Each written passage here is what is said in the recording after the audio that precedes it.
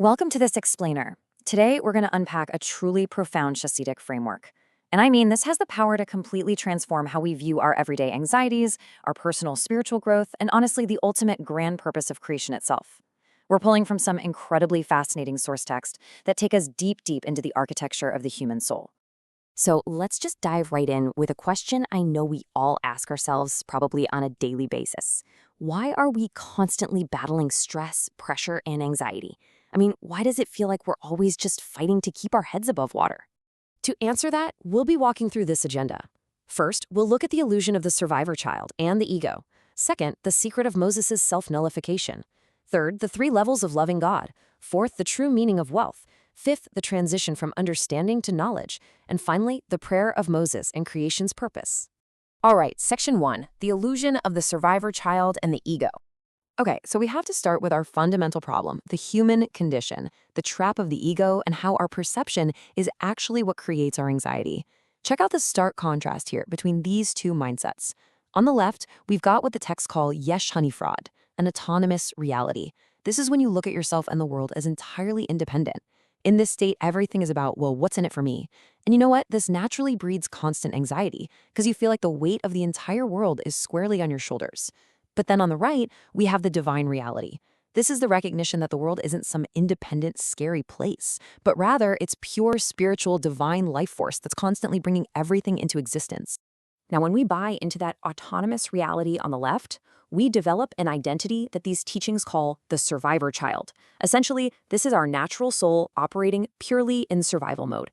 The survivor child is just constantly fighting to secure its desires, looking for validation, control, material security, you name it. But here's the warning from the texts: chasing these endless desires, it ultimately just brings us exhaustion and spiritual death.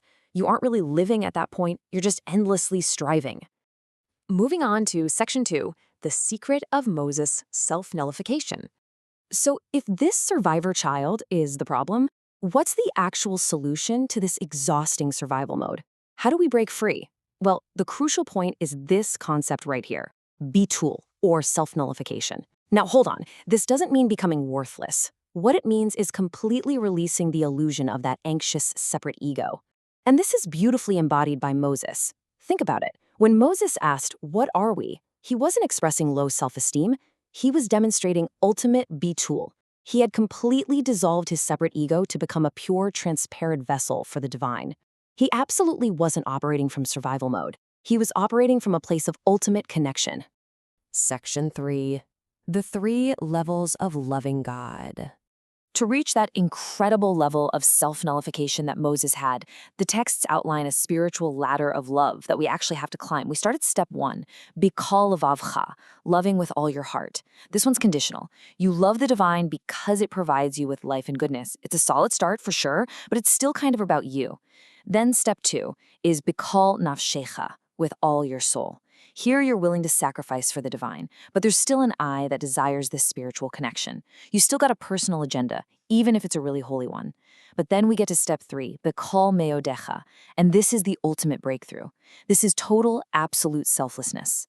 You love, and you want absolutely nothing in return. And wow, this story brilliantly illustrates that highest level of B'chol meodecha. The source text shares this really powerful story of a Hasidic Rebbe who desperately needed a specific doctor to sign a document, just so a Jewish man could be buried before a holiday. Well, the doctor refused to take the legal risk unless the Rebbe promised him his own portion in the world to come, basically his eternal spiritual reward. And you know what? The Rebbe agreed. He literally offered half of his own eternal reward without a second thought. Why? Because he was operating completely without ego. He was willing to give up his ultimate spiritual reward just to ensure the right thing was done. Now that is true bitul. Section 4, the true meaning of wealth. So this kind of absolute selflessness completely redefines the very concepts of success and prosperity in our lives.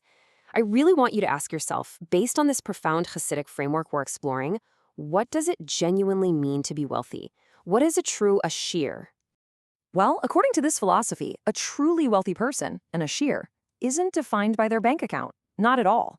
An ashir is entirely a giver, completely free from the need to receive that totally plagues the survivor child. They are intimately unified with the infinite, operating far beyond our typical earthly material anxieties. And because they're a pure vessel, abundance just flows naturally through them. They don't have to chase wealth. True wealth, both spiritual and material, is simply a natural byproduct of their absolute connection and selflessness. Section 5, the transition from understanding to knowledge. Let's be real here for a second. There is a massive gap between intellectually understanding this concept of spiritual wealth and actually living it, especially when your rent is due, right? This crucial gap is bridged by a concept called da'at. Now, da'at is often translated as knowledge, but honestly, it means so much more than that. It's the deep internalization, the profound resonant feeling of a concept. It's what happens when an idea finally drops from your abstract intellect all the way down into your heart and becomes your lived reality. Without da'at, all you really have is theory. The source text gives us a fantastic, super relatable example of this. Think of a doctor who treats lung conditions. Intellectually, they have perfect understanding, or Havana, that smoking is deadly. Yet, what happens? After their shift, they step outside and light up a cigarette. Why? Because mere intellectual understanding just isn't enough to change behavior. They lack da'at, that deep internalized knowledge that actually transforms how they live. So we can know all about the ego, but until we achieve true da'at, we're just going to keep falling right back into our survivor child habits. Which brings us to Section 6, Prayer of Moses and Creation's Purpose. And this is the ultimate purpose of our entire journey today.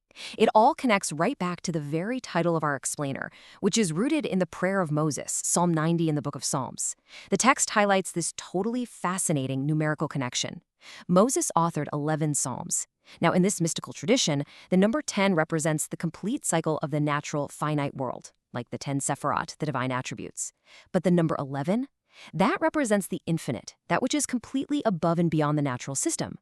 So Moses authoring 11 psalms actually symbolizes his unique ability to take the absolute infinite and pierce it all the way down into our physical, 10-dimensional reality. So what happens when the infinite actually touches the physical? The text points out a really beautiful linguistic secret hidden in the Hebrew language. In Psalm 90, we find the words ma'on, which means dwelling, and nom, which means pleasure. They are spelled with the exact same 4 Hebrew letters, just rearranged. This symbolizes something huge. God's ultimate pleasure, nom, isn't found up in some lofty spiritual heaven. No, his ultimate pleasure is to create a dwelling place, a ma'on, right here in our lowest, messiest physical realm. Looking at this cosmic timeline, you can actually trace this grand progression. It all started with the fall at the Tree of Knowledge, which birthed that anxious, separate ego we talked about earlier. But history moves forward, right? A major turning point cited in the text is the 19th of Kislev. This is a foundational date in Chassidut, representing the revelation of these very teachings, giving us the actual tools to overcome the ego. And the ultimate goal? The Geula, the complete redemption. That's when this physical world will perfectly reflect the divine, fulfilling that ultimate purpose of making a physical dwelling place for the infinite. So as we wrap up this explainer, I want to leave you with a provocative thought to carry with you today. When you look at your schedule, your worries, and your desires, are your daily actions genuinely serving your true divine soul? Or are you just endlessly feeding the exhausting anxieties of your survivor child? The choice of what reality to live in is entirely yours. There's so many more layers to this philosophy to uncover, but for now, thank you so much for joining me on this explainer.